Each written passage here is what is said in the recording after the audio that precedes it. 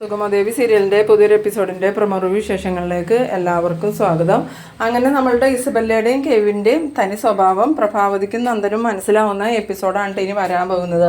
അത് വേറൊന്നുമല്ല, ദേവികയോട് നന്ദൻ സത്യങ്ങളെല്ലാം പറഞ്ഞു എന്ന് കേട്ടപ്പോൾ തന്നെ ഈ ഇസബല്ലയ്ക്ക് നല്ല രീതിയിൽ തന്നെ ദേഷ്യം വരുന്നുണ്ട്. ആ സമയത്ത് ഇസബല്ലയ്ക്ക് കൺട്രോൾ തെറ്റി ഇസബല്ല എന്തെങ്കിലും പറഞ്ഞെങ്കിലോ എന്ന് കരുതി കെവിനാണെങ്കിൽ ഒന്നും മിണ്ടണ്ടാന്നിങ്ങനെ കണ്ണടച്ച് കാണിക്കുന്നുണ്ടെങ്കിലും ഇസബല്ല ആ ദേഷ്യം കടിച്ചമർത്തിയിട്ട് ഞാനൊന്ന് നന്ദനെ കണ്ടോട്ടേന്ന് വയ്ക്കുമ്പം എന്നാൽ നിങ്ങൾ കണ്ടോന്നും പറഞ്ഞ് പ്രഭാവതി അവരെ നന്ദൻ്റെ റൂമിലേക്ക് വിടുന്നുണ്ട്. റൂമിൽ ചെന്നതും നന്ദനോട് ചോദിക്കുന്നുണ്ട്, നീ എന്ത് പണിയാണ് നന്ദായി ചെയ്തത്? നീ വലിയൊരു ചതിയാലോ ഞങ്ങളോട് ചെയ്തത്. നിന്നിൽ നിന്നും ഞങ്ങളിതൊരിക്കലും പ്രതീക്ഷിച്ചില്ല. ഇപ്പം നീ ഞങ്ങളുടെ ജീവിതം കൂടി അല്ലേ തകർക്കാൻ നോക്കണേന്ന് വയ്ക്കുമ്പം നന്ദൻ പറയുന്നുണ്ട്, പറ്റിപ്പോയി പല്ല, നീ എന്നോട് ക്ഷമിക്കുക. ഇനിയും എനിക്കത് മറച്ചു വെച്ച് ജീവിക്കാൻ പറ്റില്ല. എന്തായാലും ഞാൻ ഇതിലേക്ക് നിങ്ങളെ ഒന്നും വലിച്ചിടില്ല എന്ന് പറയുമ്പം ഇസബല്ല പറയുന്നുണ്ട്, ഞങ്ങളുടെ പേരെങ്ങാനും ഇതിനകത്ത് വന്നിട്ടുണ്ടെങ്കിൽ പിന്നെ ഞങ്ങൾ എങ്ങനെ പ്രതികരിക്കുമെന്ന് പറയാൻ പറ്റില്ല. ഞങ്ങൾക്ക് പലതും ചെയ്യാൻ പറ്റും. അതുകൊണ്ട് ഇനി ഒരിക്കലും ദേവിക ഇങ്ങോട്ട് വരാൻ പാടില്ല. അന്നേരം നന്ദൻ പറയുന്നുണ്ട്, ദേവി ഇങ്ങോട്ട് വരാതിരുന്നാൽ എനിക്ക് സഹിക്കൂല. ദേവി എന്നെ പെറുക്കാതിരിക്കാൻ വേണ്ടിയിട്ടാണ് ഞാൻ സത്യങ്ങളെല്ലാം ദേവിയോട് പറഞ്ഞത്. ഇനിയിപ്പോൾ അവൾ പോലീസും കേസൊക്കെ ആയിട്ട് പോകില്ലേ എന്ന് ചോദിക്കുമ്പോൾ എന്ത് കേസ് വന്നാലും എനിക്ക് പ്രശ്നമില്ല. ഞാൻ ദേവിയുടെ മുന്നിൽ സത്യങ്ങളെല്ലാം ബോധിപ്പിച്ചിട്ടുണ്ട്. ഞാൻ വേറൊരു തെറ്റും ചെയ്തിട്ടില്ല എന്നും ദേവിയോട് പറഞ്ഞിട്ടുണ്ട്. നിയമത്തിൻ്റെ വഴിക്ക് തന്നെ മുന്നോട്ട് പോകാനാണ് ഞാനും തീരുമാനിച്ചിരിക്കണേ. എത്ര നാളാണ് ഈ കുറ്റബോധവും മനസ്സിൽ പേറി ജീവിക്കണേ. എന്തായാലും എനിക്കൊന്ന് മനസ്സമാധാനമായിട്ട് ഉറങ്ങിയെങ്കിലും ചെയ്യണമെന്ന് പറയുമ്പം ഈ കെവിനാണെങ്കിൽ ആകെ പെട്ടൊരവസ്ഥയിലാണ്. കാരണം ഇനിയിപ്പോൾ ഋഷീനെ കൊന്നൂന്നും പറഞ്ഞ് കേസും കാര്യങ്ങളൊക്കെ വന്നു കഴിഞ്ഞാൽ ഋഷി മരിച്ചിട്ടില്ല എന്നുള്ള കാര്യം എല്ലാവരും അറിയും. ആ സമയത്ത് ശരിക്കും പെടുന്നത് കെവിൻ തന്നെയാണ്. കാരണം കെവിനാണല്ലോ ഋഷി മരിച്ചു, അവന് ഞാൻ തന്നെ എല്ലാവരെയും കൂട്ടി കുഴിച്ചിട്ടോളാം എന്നൊക്കെ പറഞ്ഞ് ആ കാര്യങ്ങളെല്ലാം കൈകാര്യം ചെയ്തത് കെവിനായതുകൊണ്ട് തന്നെ ഇനിയിപ്പോൾ ഒരു അന്വേഷണം വരുമ്പം നന്ദൻ്റെ ഭാഗത്തുനിന്നുള്ള ഓരോ കാര്യങ്ങളനുസരിച്ച് കെവിനും അതിൽ പെടുമെന്നറിയാം. അതുമാത്രമല്ല, ശരിക്കും ഋഷിയാണെങ്കിൽ മരിച്ചിട്ടുമില്ല. ഋഷിയുടെ ഡെഡ് ബോഡിയൊക്കെ എടുത്ത് കൊടുക്കണമെന്ന് പറഞ്ഞാലും കെവിൻ പെടുമെന്നുള്ളത് അറിയാവുന്നതുകൊണ്ട് കെവിൻ പറയുന്നുണ്ട്, നന്ദ നീ ഒരിക്കലും എൻ്റെയോ ഡെല്ലയുടെ പേര് പറയരുതെന്ന് പറയുമ്പോൾ നന്ദൻ പറയുന്നുണ്ട്, ഇല്ല കെവിൻ, ഞാൻ നിങ്ങളെ ആരെയും ബുദ്ധിമുട്ടിലാക്കൂല. എന്ത് ശിക്ഷ വന്നാലും ഞാൻ തന്നെ സഹിച്ചോളാം.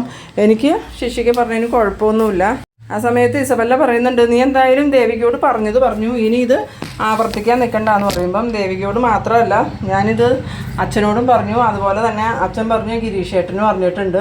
ഇപ്പം ചിലപ്പോൾ ഇത് ചേച്ചി അറിഞ്ഞിട്ടുണ്ടാവും. ഇനി എന്തായാലും എനിക്കിത് മൂട്ടി വെക്കാനൊന്നും പറ്റില്ല എന്ന്. അത് കേട്ടതും ഇസബല്ലയുടെ ദേഷ്യമാണെങ്കിൽ ഒന്നും കൂടി കൂടുന്നുണ്ട്. അന്നേരം ഇസബല്ല പറയുന്നുണ്ട്, എന്തായാലും ഇത്രയും പേരോട് മാത്രം പറഞ്ഞത് കുറഞ്ഞു പോയി, പത്രത്തിലൊരു പരസ്യവും കൂടെ കൊടുക്കായിരുന്നു. എന്തായാലും ഞങ്ങൾ പോവാം, ഞങ്ങൾക്ക് ഇതുകൊണ്ട് ഒരു ബുദ്ധിമുട്ടുണ്ടായിട്ടുണ്ടെങ്കിൽ പിന്നെ ഞങ്ങൾ എങ്ങനെ പെരുമാറുമെന്നൊന്നും പറയാൻ പറ്റില്ല. നന്ദൻ കാണാത്ത മറ്റൊരു മുഖം ഞങ്ങൾക്ക് രണ്ടുപേർക്കും ഉണ്ടെന്നും പറഞ്ഞ് ദേഷ്യപ്പെട്ടുകൊണ്ട് അവിടുന്ന് പോകുന്നുണ്ട്. പിന്നെ താഴേക്ക് ഇറങ്ങി വരുമ്പം പ്രഭാവതി അവിടെ നിൽക്കുന്നുണ്ട്. പ്രഭാവതിയുടെ അടുത്ത് എന്നിട്ട് ഇസബല്ല പറയുന്നുണ്ട്, ആൻറ്റി, ഞാൻ ആൻറ്റിയോടൊരു കാര്യം പറയാം, ഇനി ദേവികയെ ഇങ്ങോട്ട് അടുപ്പിക്കരുത്. നന്ദൻ ദേവികയോട് പറഞ്ഞതെല്ലാം തെറ്റായിപ്പോയി. ഇനി ഒരിക്കലും അത് ആവർത്തിക്കുകയും ചെയ്യരുത്.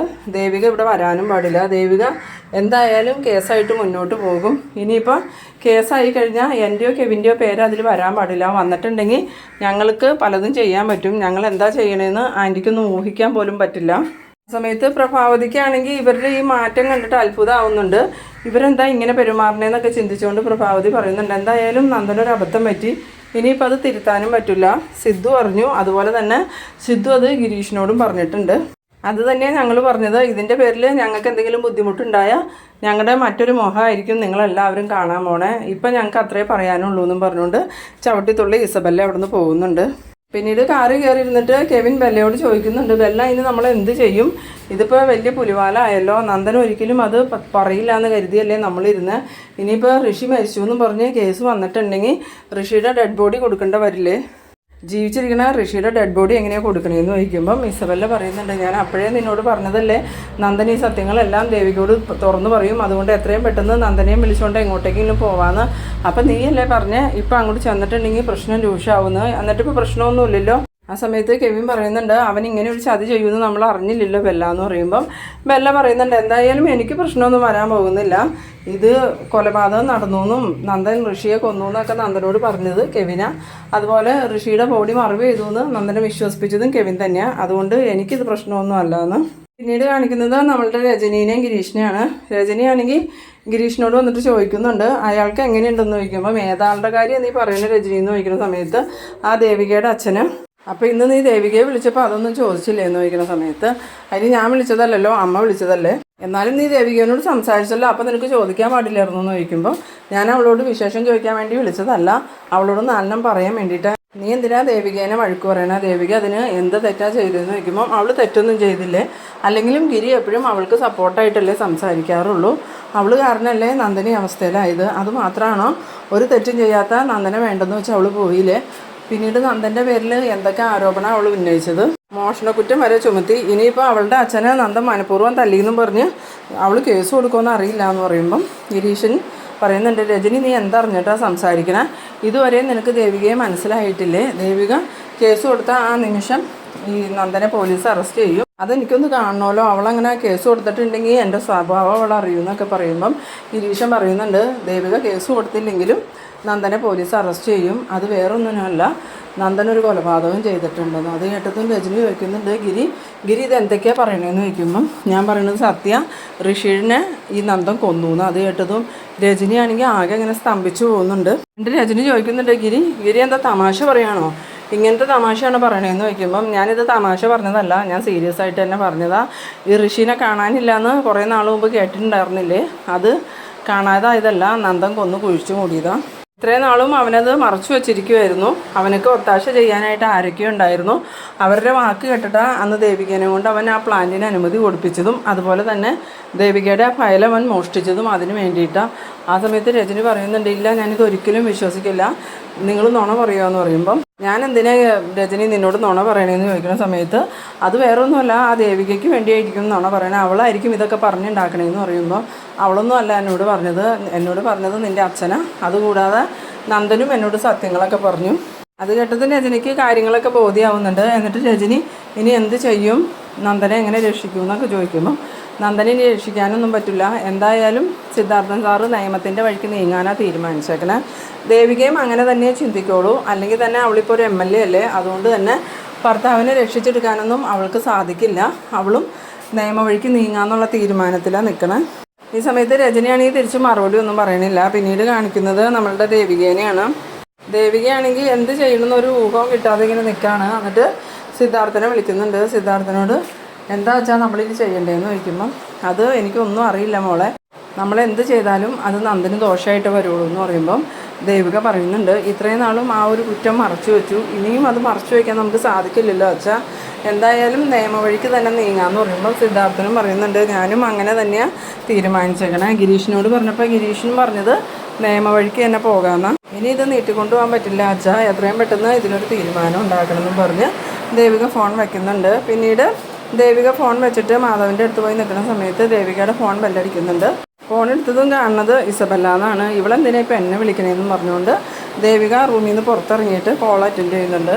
അന്നേരം തന്നെ ഇസബല്ല ചോദിക്കുന്നുണ്ട്, ദേവിക അല്ലേന്ന് ചോദിക്കുമ്പം അതേ ദേവിക, എന്താ ഇസബല്ല എന്ന് ചോദിക്കുമ്പോൾ നന്ദൻ നിന്നോട് എന്തൊക്കെയോ പറഞ്ഞു എന്ന് ഞാൻ അറിഞ്ഞു, പക്ഷെ അതൊന്നും നീ കണക്കിലെടുക്കണ്ട, നീ അതുമായിട്ട് മുന്നോട്ട് പോകാൻ നിൽക്കണ്ട, നന്ദനെതിരെ കേസുമായിട്ട് മുന്നോട്ട് പോയാൽ നീ ഒരുപാട് ദുഃഖിക്കേണ്ടി വരുമെന്ന് പറയുമ്പം ദേവിക പറയുന്നുണ്ട്, എൻ്റെ ദുഃഖമല്ലേ അത് ഞാൻ സഹിച്ചോളാം. ഇപ്പോൾ ഇസബല്ലയ്ക്ക് എന്താ പ്രശ്നം, നന്ദൻ എൻ്റെ ഭർത്താവല്ലേ, എൻ്റെ ഭർത്താവിന് കേസ് വന്നിട്ടുണ്ടെങ്കിൽ അതിന് ബുദ്ധിമുട്ടുണ്ടാവണമെന്ന് എനിക്കല്ലേ, അല്ലാതെ ഇസബല്ലയ്ക്ക് എന്താ ബുദ്ധിമുട്ട്, ഇസബല്ല എന്തിനാ ആവശ്യമില്ലാത്ത കാര്യത്തിൽ ഇടപെടണമെന്ന് ചോദിക്കുമ്പോൾ നന്ദൻ നിൻ്റെ ഭർത്താവൊക്കെ ആയിരിക്കും, പക്ഷെ അവൻ നിന്നെ ഇപ്പോൾ ഡിവോഴ്സ് ചെയ്യാൻ നിൽക്കുക, എന്തായാലും ഇനി നന്ദൻ എൻ്റേതാവാനുള്ളതാണ്, അതുകൊണ്ട് നന്ദന് ഒരു പ്രശ്നം ഉണ്ടാവാൻ ഞാൻ സമ്മതിക്കില്ല, നീ നന്ദനെതിരെ കേസുമായിട്ട് മുന്നോട്ട് പോയാൽ നിന്നെ എങ്ങനെ നേരിടണമെന്നൊക്കെ എനിക്കറിയാം. അന്നേരം ദേവികയാണെങ്കിൽ നീ എന്താടി എന്നെ പേടിപ്പിക്കുവാണോ, എൻ്റെ അടുത്ത് നിൻ്റെ വിളച്ചിലൊന്നും വേണ്ട, മര്യാദക്ക് ഫോൺ വെച്ചിട്ട് പോടിയെന്നും പറഞ്ഞ് ഫോൺ വെക്കുന്നുണ്ട്. പിന്നീട് കാണിക്കുന്നത് നമ്മളുടെ അരുന്ധതിനെയാണ്. അരുന്ധതിയാണെങ്കിൽ ഇങ്ങനെ ആകെ എന്ത് ചെയ്യണമെന്ന് അറിയാത്തൊരവസ്ഥയെ തന്നെയാണ്. അവരിങ്ങനെ മനസ്സിലാലോചിക്കുന്നുണ്ട്, ഞാനായിട്ടാണ് ഈ പ്രശ്നങ്ങളെല്ലാം തുടങ്ങി വെച്ചത്, പ്രഭാവതിയോടുള്ള ശത്രുത കൊണ്ടാണ് നന്ദനെയും ദേവികേനെയും എൻ്റെ ഓഫീസിൽ തന്നെ ജോലിക്ക് എത്തിച്ചത്, എന്നിട്ട് ദേവികേനെയും നന്ദനെയും തമ്മിൽ അകറ്റാൻ നോക്കി, അവസാനം അവരുടെ ജീവിതം തകരുമെന്ന് തോന്നിയപ്പോഴാണ് ഞാൻ അവരുടെ ഇടയിലുണ്ടായിരുന്ന തെറ്റിദ്ധാരണയൊക്കെ മാറ്റി കൊടുത്തത്. ഇപ്പോൾ ഋഷിയായിട്ട് അവരുടെ ജീവിതം മൊത്തം തകർക്കാനാണ് നോക്കണേ, അത് ഞാൻ ഒരിക്കലും അനുവദിക്കാൻ പാടില്ല. പ്രഭാവതി അറിഞ്ഞുകൊണ്ടൊരു തെറ്റും ചെയ്തിട്ടില്ല, ലീന മരിച്ചത് പ്രഭാവതി കാരണമൊന്നുമല്ല, ലീനയെ പ്രഭാവതി വഴക്ക് പറഞ്ഞതിൻ്റെ പേരിലാണ് ലീന മരിച്ചത്. പിന്നെ പ്രഭാവതി ചെയ്ത ഒരേ ഒരു തെറ്റ് ഋഷിയെ വണ്ടി ഇടിപ്പിച്ചു എന്നുള്ളതാണ്. വണ്ടി ഇടിച്ച് ജീവിതം തന്നെ നഷ്ടപ്പെട്ട് കിടന്ന ഋഷിയെ പുതിയൊരു ജീവിതത്തിലേക്ക് തിരികെ കൊണ്ടുവന്നത് ദേവിക. അങ്ങനെയുള്ള ദേവികയ്ക്ക് ബുദ്ധിമുട്ട് വരുന്ന ഒരു കാര്യവും ഞാൻ ചെയ്യാൻ പാടില്ല. അല്ലെങ്കിൽ തന്നെ ഋഷിയെ കൊന്നു എന്നും പറഞ്ഞ് നന്ദനും പ്രഭാവതിയും ഇപ്പം തന്നെ ഒരുപാട് പേടിക്കുകയും സങ്കടപ്പെടുകയും ഒക്കെ ചെയ്തിട്ടുണ്ട്. ഇനിയും അവരെ ഇതും പറഞ്ഞ് ബുദ്ധിമുട്ടിക്കാൻ പാടില്ല. എത്രയും പെട്ടെന്ന് സത്യങ്ങൾ ദേവികയെങ്കിലും അറിയണം. എല്ലാവരും ചേർന്ന് നന്ദനെ ചതിക്കുക എന്നുള്ളത്. നന്ദൻ വെറും പാവമായതുകൊണ്ടാണ് കെവിനും ഇസബെല്ലയ്ക്കും നന്ദനെ ഇങ്ങനെ പറ്റിക്കാൻ പറ്റുന്നത്. എന്തായാലും ഇതിനി ഇങ്ങനെ മുന്നോട്ട് കൊണ്ടുപോകാൻ പറ്റില്ല. എത്രയും പെട്ടെന്ന് സത്യങ്ങൾ എല്ലാവരും അറിയണം. ഇല്ലെങ്കിൽ ഇതിൻ്റെ പേരിൽ പല ജീവിതങ്ങളും ഇല്ലാണ്ടാവും. അതുമാത്രമല്ല, ഋഷി ജീവിച്ചിരിക്കുന്നുണ്ടെന്നുള്ള സത്യം പോലീസ് അറിഞ്ഞാൽ പ്രശ്നമാവുമെന്ന് കരുതി കെവിനും ഇസബെല്ലയും ചേർന്ന് ഋഷിയെ കൊല്ലാനും സാധ്യതയുണ്ട്. അതുകൊണ്ട് സത്യങ്ങളെല്ലാവരും അറിയേണ്ടത് എൻ്റെയും കൂടി ആവശ്യമാണെന്നൊക്കെ ഇങ്ങനെ മനസ്സിൽ വിചാരിക്കുന്നുണ്ട്. പിന്നീട് കാണിക്കുന്നത് ഇസബെല്ലേനെയാണ്. ഇസബെല്ല ഫോണെടുത്ത് ഋഷിയെ വിളിക്കുന്നുണ്ട്. ഋഷി ഫോണെടുത്തത് എന്താ ബെല്ല എന്ന് ചോദിക്കുമ്പം അതേ ഋഷി, ഒരു പ്രശ്നമുണ്ട്, ആ നന്ദൻ ദേവികയോട് സത്യങ്ങളെല്ലാം തുറന്നു പറഞ്ഞു. അത് കേട്ടതും ഋഷിയാണെങ്കിൽ ഇങ്ങനെ ആകെ ഷോക്കായി പോകുന്നുണ്ട്. എന്താ ബെല്ല നീ പറഞ്ഞത്? നന്ദൻ സത്യങ്ങളൊക്കെ പറഞ്ഞു. എന്ത് സത്യം പറഞ്ഞതെന്ന് ചോദിക്കുമ്പം ഋഷിയെ കൊന്നു എന്നുള്ള സത്യം അവൻ പറഞ്ഞിട്ടുണ്ട്. പക്ഷേ അവനൊക്കെ അറിയില്ലല്ലോ ഋഷി ജീവിച്ചിരിക്കുന്നുണ്ടെന്ന്. ഇനി നമ്മൾ എന്ത് ചെയ്യും ബെല്ല എന്ന് ചോദിക്കുമ്പം എനിക്കൊരു പിടിയും കിട്ടണില്ല. എന്തായാലും നമ്മളുടെ നാടകം ഇവിടെ അവസാനിക്കാറായിട്ടുണ്ടെന്നും പറഞ്ഞ് ബെല്ല ഇങ്ങനെ നിൽക്കണ ആ ഒരു സീനിലാണ് ഈ എപ്പിസോഡ് അവസാനിക്കുന്നത്. അപ്പോൾ നിങ്ങളെൻ്റെ വീഡിയോ ആദ്യമായി കാണുന്നവരാണെങ്കിൽ ചാനലൊന്ന് സബ്സ്ക്രൈബ് ചെയ്യാനും ഇഷ്ടമായാൽ ലൈക്ക് ചെയ്യാനും മറക്കരുത്. അപ്പോൾ ഇതുപോലെ ഇൻട്രസ്റ്റിംഗ് ആയിട്ടുള്ള അടുത്തൊരു എപ്പിസോഡുമായി വീണ്ടും കാണാം. അതുവരേക്കും ബൈ ബൈ.